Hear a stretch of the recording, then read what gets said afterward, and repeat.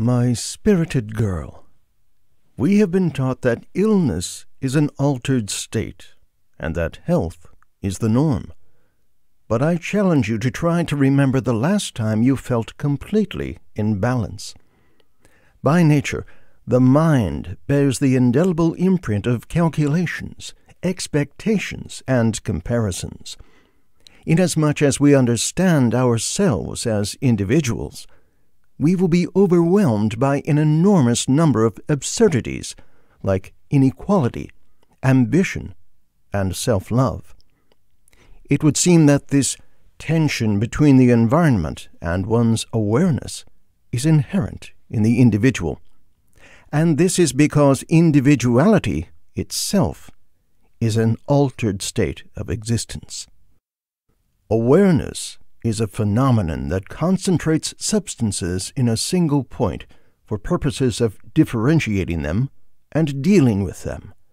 But this very act of concentration alters the thing being analyzed. The observations of awareness are operational, but deceitful.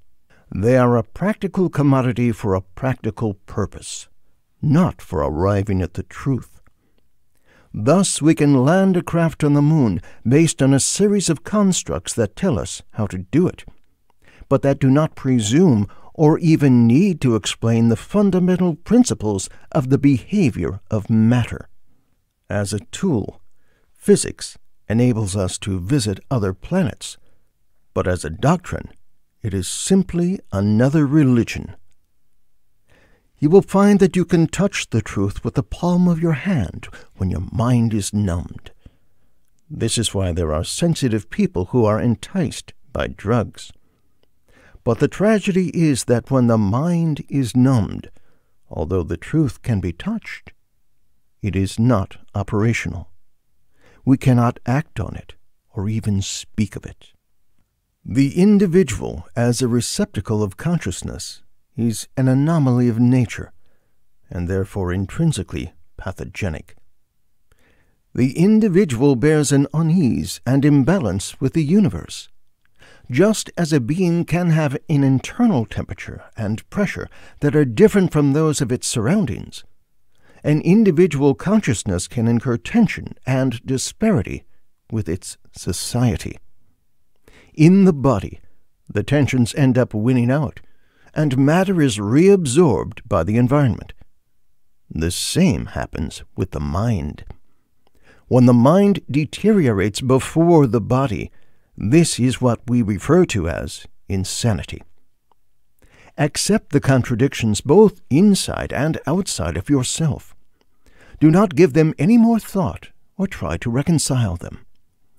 They are simply the price one pays for being an individual. And individuality is simply the price of awareness. Your perception of yourself will be biased. You will endow yourself with more importance than you actually have, and this is normal. Let yourself be fooled by nature.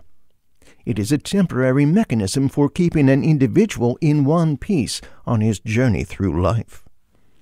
Life is not a clash between what is true and what is false, but rather a balance between the two.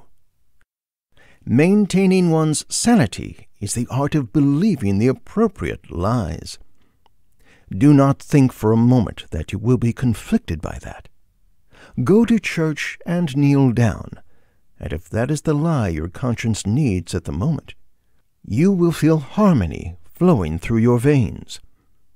Eventually, that balance will be lost, and the old convictions will seem insipid. Then will come another quest, another discovery, and another state of harmony. However, this new discovery is not the truth, but instead the most suitable lie for your current state of consciousness. Do not be distressed by that. We will never arrive at the truth in this life. And why should we?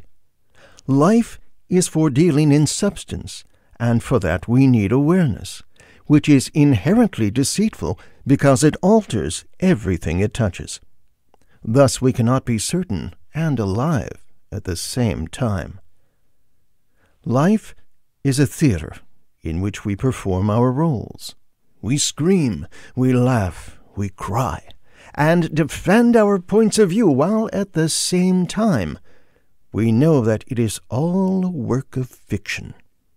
Insanity implies believing that work to be true. Sanity implies coming out after the curtain comes down, taking off our masks, and acknowledging the applause with a bow.